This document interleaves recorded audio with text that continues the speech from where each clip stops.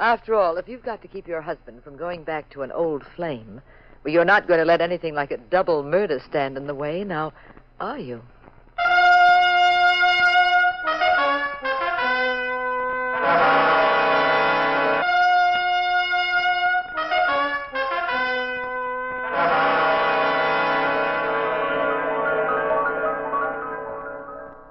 The National Broadcasting Company presents The Adventures of the Abbotts, starring Claudia Morgan and Mandel Kramer as Pat and Jean Abbott, those popular characters of detective fiction created by Francis Crane, whose current book is Death in Lilac Time. NBC invites you to join Pat and Jean each week at this time for another recorded adventure in romance and crime. Now here is Jean Abbott to set the stage for tonight's puzzle in Murder.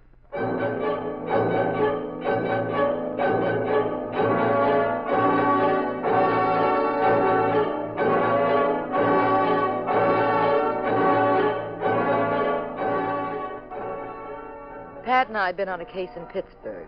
When it was over, having been brilliantly solved by my Pat, who's a tremendous detective, we had an invitation from an old school chum of Pat's, Josh Fielding, president of International Steel.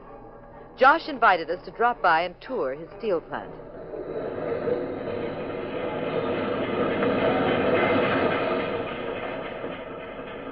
Pat and I stood beside Josh as he led us past the huge, boiling cauldrons of hot, liquid steel.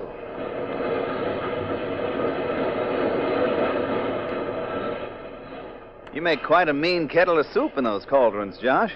Yes, it's mean, all right, Pat. Some of it's up to 3,000 degrees. Now, if you look at that catwalk crossing over your head toward the cauldrons... Oh, what a terrific view. Look at that catwalk. It's so far up. Look, Pat. Pat, that man up there. Good heavens, he's falling. He'll fall into that hot steel.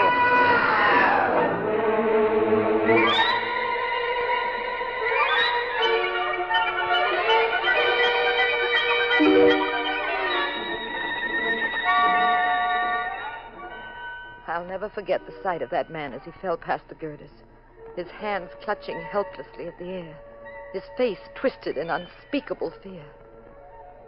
I would have passed out if Pat hadn't grabbed me and carried me outside. Sometime later, when I'd calmed down, we were in Josh Fielding's office. Of course, we'll skip the rest of the tour, Mrs. Abbott. I'm sorry you've been so upset. Oh, I'll be all right now, Josh. You seem to have done much better than I did. You've really taken it in stride. Unfortunately, these accidents in my plant occur quite frequently. I become used to them. Well, as used to them as a man can be. It's all part of the human equation. If we can't write disaster off now and then, we'd all go mad, wouldn't we? I'm sorry, though, that it disturbed you, Mrs. Abbott. I was hoping you'd feel well enough to, take a quick look at our research lab. Thank you, Josh, but I'd rather not. Pat, you know who works in there? Laura Stewart. Not the Laura Stewart. The belle of the old campus herself? Exactly. She turned out to be a remarkable chemist. I put her in my lab last year. Laura Stewart? Mm-hmm. Josh, you remember the night at college when Laura and I got accidentally locked in the gym? I never thought that was an accident, Pat. No, not if I know Pat it wasn't. Darling, you never told me about that. Well, he never told you about Laura Stewart. Why, he and Laura were locked in... Did you ever see anybody else from the old gang, Josh? It was the talk of the campus. She was a ravishing girl, and... Go on. Isn't it awfully hot in here? Now, come on, Pat. Step into the research lab with me and say hello to Laura. She'll be so glad to see you. I'd like to take a look at her myself. Well, some other time, maybe. Let's go, Mr. Fielding. Which way is it to the research lab? I've always been interested in research of various types. I see. Well, it's right through that door down the hallway. Just follow me. Just a moment. Stand right here, please. That's the warning buzzer. It means that someone's coming out. We'll have to wait here a second. Let these men pass. Careful. Just stand back, please. What are those men carrying? Grams of radium. What in the world? Well, what noise is that? A Geiger counter. Oh, well, I've never heard one. Detects radioactivity, doesn't it? Yes, we have to be very careful. All right, fine. This way to the lab, please. There she is, Pat. Laura Stewart. Why, Pat Abbott. Oh, darling. Hello, Laura. Where have you been all these years? Oh, you've got to give me a great big kiss for Auld Lang Syne. Just you come here to Now, Laura. Laura, I'd like you to meet my wife, Jean. I still haven't met anyone who sends me the way that Pat... Your wife? How do you do, Miss Stewart? I'm always glad to meet an old friend of Pat's. Hello, Mrs. Abbott. Why don't you show Pat and Jean around the lab, Laura? Of course, Josh and I... Laura, I don't believe I've had the pleasure of meeting Mr. and Mrs. Abbott. Oh, yes, Pat and Mrs. Abbott. This is Mr. Jordan. Hello. How do you do? Tim Jordan's head of my research lab, Pat. Oh? That must be very exciting work, Mr. Jordan. Oh, it is, Mr. Abbott. Especially here at Josh's plant, where he gives us free rein. Josh, I'm going to be the first to wish you a happy birthday. Thank you, Laura, dear. That's very sweet. Oh, is it your birthday, Mr. Fielding? Well, happy birthday, Josh. Thanks. And if you two don't join the rest of us at my home for a party tonight, I'll never speak to you again. We'd love to. No, I'm not waiting for the party to give you my present either. I'm going to be the first to do that. Here. Laura, what a beautiful fountain pen. Why, it makes my present for Josh look sick. Oh, don't be silly, Tim. It's nothing, really. Laura, why don't you and Tim close up the lab and come over to my house right now with Pat and Jean? I'll mix my usual perfect cocktail. Oh, no, I'm afraid I couldn't do that. I really couldn't. I have too much work to do. You run along. I'll meet you there later. Are you sure? Yes, absolutely. You go along with Pat and Mrs. Abbott, and I'm sorry, I can't go now. All right, Laura, you don't have to get so upset about it, dear. Tim, how about you? You can come with us now, can't you? I'm right behind you, Josh. No, Tim.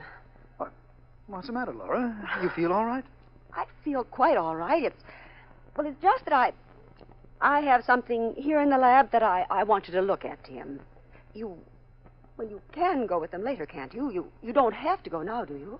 Well, it isn't a matter of life and death. And don't go now, Tim. Stay here. I've got to talk to you. Well, all right, Laura. Just don't excite yourself this way. I'm not excited. Come on, Pat and Jean. We'll see these two later. Don't be late, Tim.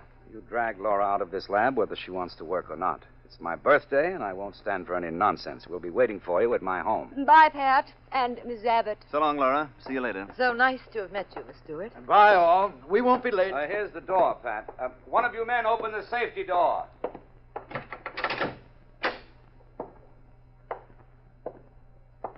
Well, your old flame may be a very glamorous-looking woman, Pat, but I'm afraid she's on the hysterical side. Don't you know why? Why? Got a theory? Mm-hmm. It's because she saw me again. Oh, you conceited. Well, I always have that effect on her, darling. No Geiger counter this time, huh, John? No, Pat. After all, as president of this company, I'm not going to steal from myself. We just take ordinary common sense precaution. But ordinary precautions don't seem to work, Mr. Fielding. Why do you say that? Well, I was thinking of that man who fell from the catwalk and was killed.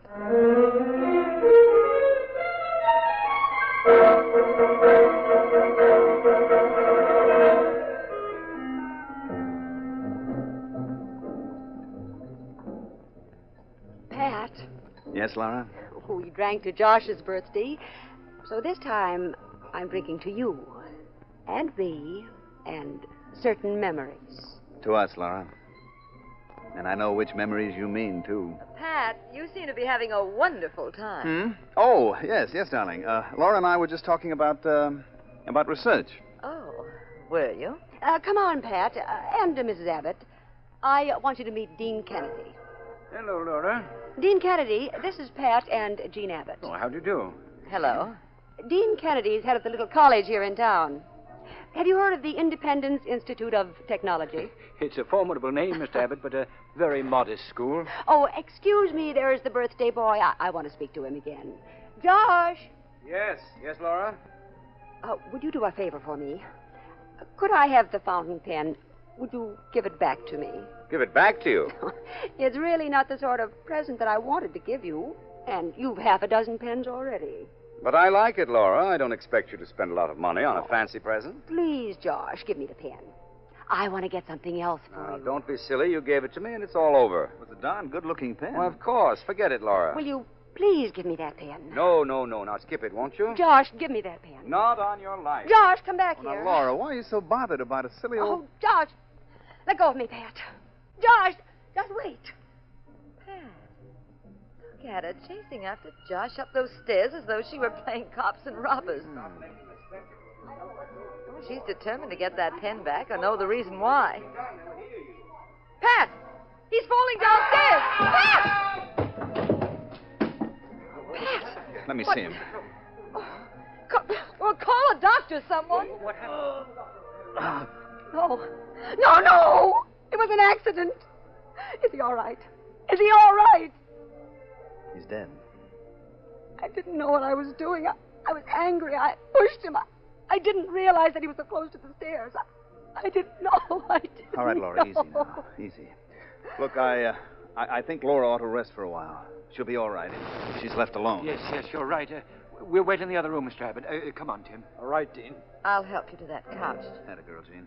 Now, if the rest of you will wait in the other room... Come on, Martha. I say she killed him deliberately. Please, Martha. Let's go, Tim. Certainly, Dean. All right, let's just get her on that couch, Gene. Now, Laura, stand up. Now, that's right. Now lean on me. That's it, dear. You've got to believe me. I didn't kill him. Mrs. Kennedy hates me, and that's why she said that. Now, Laura, please, lie back. That's it. I'll go into the dining room. I saw a bottle of vodka in there. I'll be right back, Gene.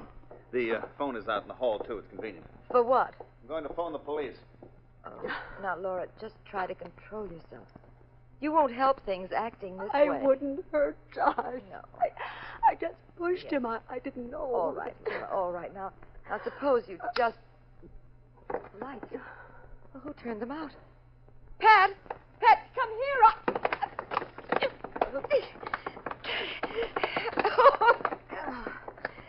Pat! Gene, where the devil is that light switch? Gene. Oh, Pat. Oh, Pat, someone turned out the lights. Where did you get that letter opener? Well, someone came into the room in the dark. I didn't know what was happening. I tried to grab them, and I reached out, and they shoved this letter opener in my hand. Better put it down, Gene. Yes, It wouldn't help much if anyone saw you with that letter opener. Take a look at Laura. Laura, what? Pat, she's bleeding. Laura, what happened? Pen. The pen. Oh, no. Pat, is she... Yes, Gene. She's been stabbed in the heart. Oh, Pat, I touched that knife. My fingerprints are on that knife. Steady, darling. I'd better do a little bit of clue hunting before we let anybody in here.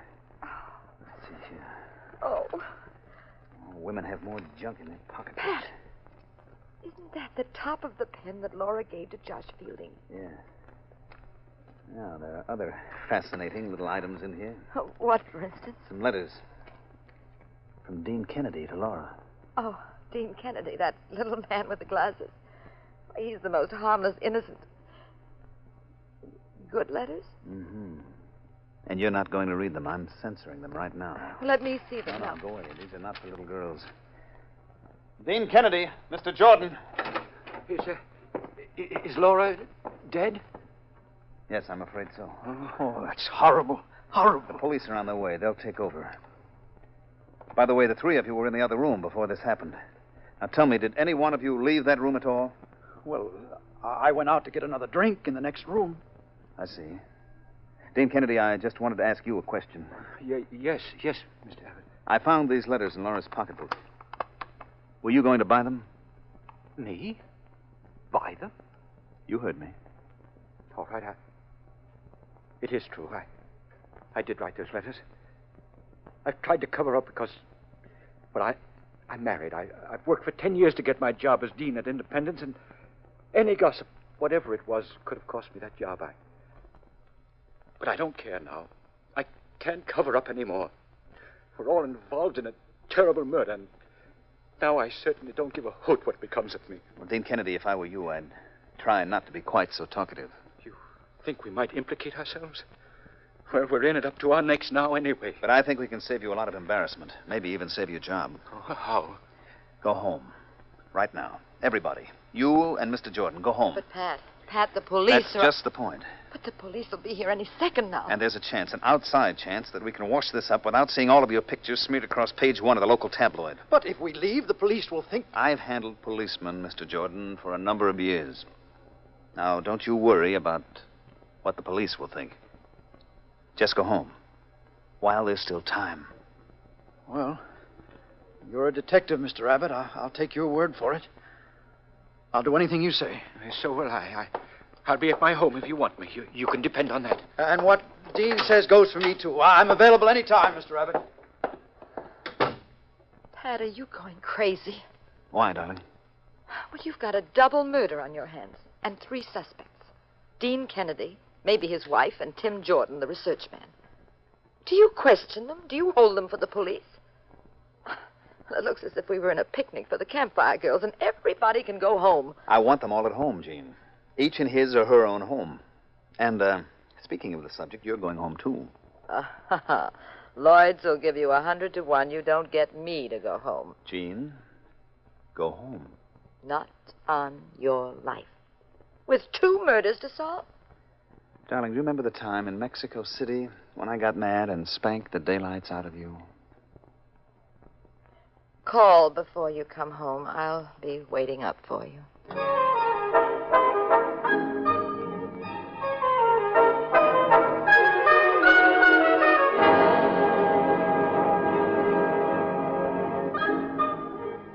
Very much upset, I went home. Pat swings quite a punch when he spanks. And the last time we had that kind of a session, I couldn't sit down for a week, so I went home. Meanwhile, as I learned later, Pat was traipsing around, of all places, in a car with a friendly policeman.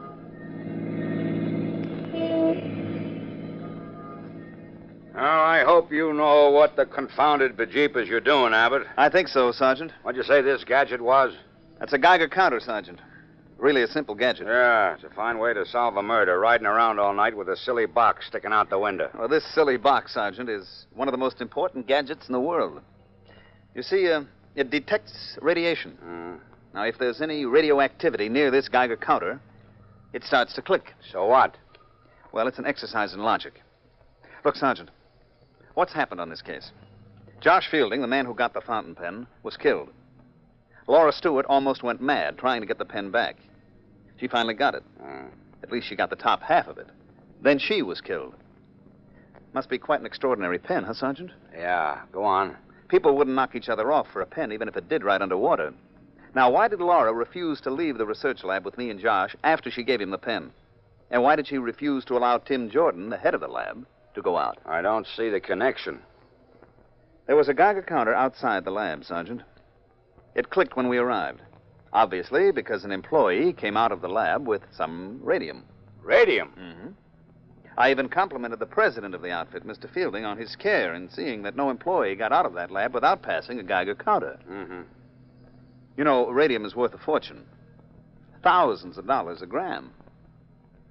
Just the sort of thing you would conceal in a fountain pen if you were stealing it. Oh, yeah, I get it now. Sure, this tomato Laura Stewart decides to get about $100,000 worth of radium out of the lab, so she sticks it in a fountain pen. Gives it to the president, knowing that they wouldn't turn that gadget on when the boss walked through the door. Mm-hmm. Yeah, I see that, all right. Then she goes to the party and figures she'll get it back. She'll give him a fancier-looking birthday present, and she'll keep the radium. They have a battle.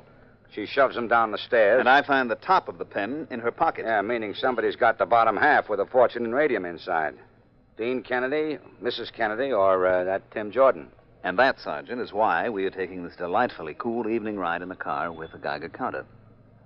It can spot radium in a mile area. So we're going to pass the home of each suspect, and when the counter starts to click... That's where the radium is. I get it. That's the killer. Well, now that I've figured out the whole case, what are we waiting for? Yes, Sergeant. Now that you figured it all out, what are we waiting for?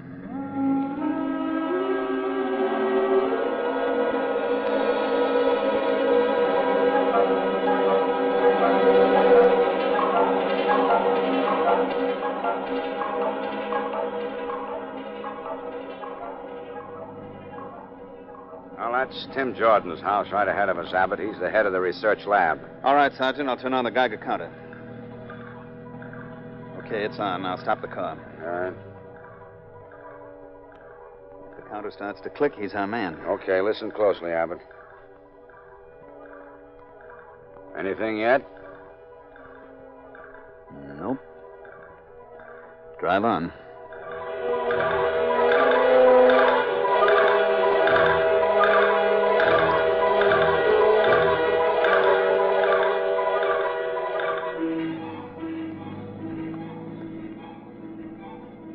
All right. There's Dean Kennedy's house. Listen closely now, Abbott. Nothing doing. No, I don't hear anything. All right, it's the Dean's wife, then. Maybe, Sergeant. Maybe. Or who else could it be?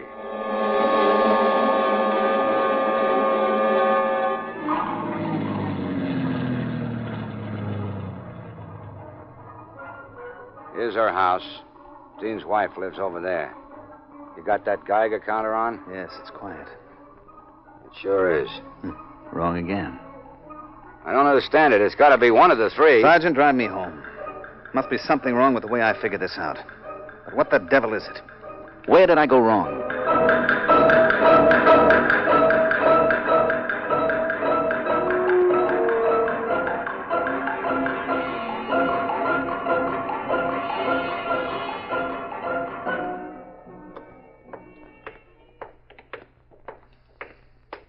Okay, Abbott. Home sweet home. Here you are. Hey, your wife's got the light on. I bet she's sore as a pup. You leaving her home while you work out the case. Only I haven't worked it out, Sergeant. There's something wrong. Hey, wait a minute. Holy Aunt Hannah, you hear what I hear? Yes. The Geiger counter's clicking, but Sergeant... Clicking, all right. That means the killer's in your house, Abbott. Don't tell me your wife took that radium. Don't be ridiculous. Let's go in. Hey, how do you like that gadget? Clicking like crazy. There's radium in that house of yours, Abbott. There's a killer in there, too, with Jean. Oh, Pat. You got here just in time, Abbott. We were about to leave. Well, if it ain't Mr. Jordan. Sergeant, Pat. Oh, thank heavens you're here. It's Tim Jordan. He's the one who stabbed Laura. I think your husband realized that, Mrs. Abbott. Sergeant, you can turn off that Geiger counter. Now, look, Jordan. Careful, Abbott. You're forgetting something. You've got the other half of that pen, Jordan, with the radium in it. That's just it. I have the radium with me in a needle that was inside the pen. Oh, my arm. You let go of my Mr. Abbott, if you or that policeman take one step toward me, I'll put this needle into your wife's arm. I suppose I don't have to be more specific about what would happen if radium is directly injected into Mrs. Abbott's arm. A very agonizing death, Mr. Abbott. Quite prolonged and unspeakably painful. And there'd be nothing medical science could do. Why, you know... I'm leaving now, Mr. Abbott. And I'm taking your wife with me, just to be sure my departure isn't interfered with. I'm taking her with me in my car. If there's any attempt to follow me, I'll be forced to use the radium needle. You've got it all figured out very nicely, Mr. Jordan. You've had a good scheme ever since that man fell into the cauldron of hot steel. Was that an accident? Or was he wise to the fact that you were trying to steal radium from that lab of yours? He overlooked a wrong conversation, let us say. Yes, but it was Laura Stewart who finally gave you the real opportunity. She had access to the radium. You must have known radium was missing, so you went through the same logic as I did. When she made the fuss about the pen, you realized Laura had the radium in it, so you stabbed her and stole it. But you were afraid Jean had noticed you in the dark, so you came here to make sure. I'm afraid I haven't any more time, Mr. Abbott. That is, we haven't. Your wife and I. My car's outside. Get moving, Mrs. Abbott. Let go of my Let them go, Sergeant. Don't try anything. Oh, but Abbott... Let them go, I say. Coming, Mrs. Abbott.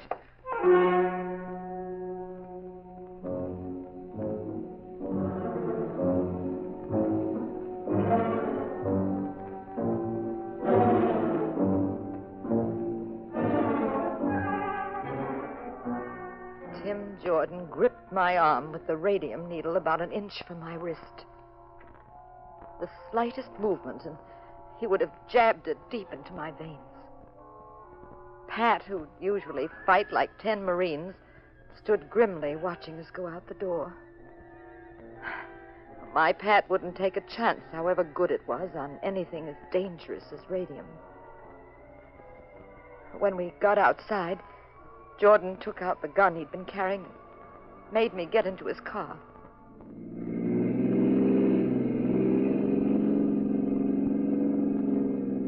I'll drive down this road, Mrs. Abbott. Then we'll turn left and hit the highway.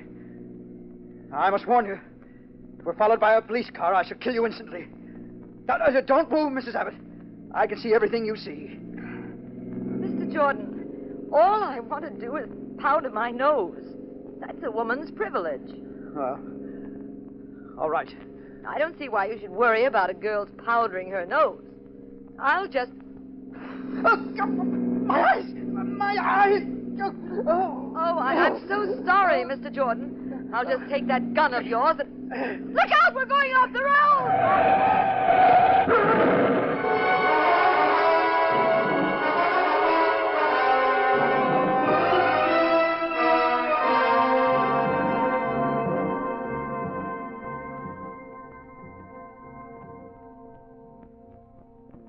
Jean?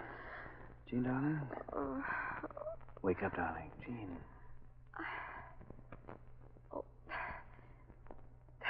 You're in the hospital, darling. Oh. Jordan. Tim Jordan. I blew the powder in his eyes. Mm-hmm. It was very smart, sweetheart, but you should have waited until you were at the stoplight. You know, you knocked over a lamppost, an ice cream truck, and a fire hydrant. Oh. Of course, no one minds about the first two, but there's a little French poodle who's awfully sore at you for ruining his favorite hydrant. Oh, Pat. Oh, what happened to Tim? He's in the clinic. And your picture is in the paper with a very fancy headline. Oh? Daring girl captures radium killer. It's a nice picture, too. Do I look pretty? Fair. Prettier than your old flame, Laura Stewart? Maybe. Pat, tell me the answer to the biggest mystery in this case. The biggest mystery? What's that? Oh, what happened when you and Laura were locked in the college gym all night? Oh, darling, that was before you and I were married. Well, I still want to know. Did you see the gorgeous flowers I brought you? Oh, stop stalling, darling. I hate people who stall about a question and change the subject. Jean, what happened with you and that airline pilot when you got caught in the rain in that Paris hotel? Say, they are beautiful flowers, aren't they?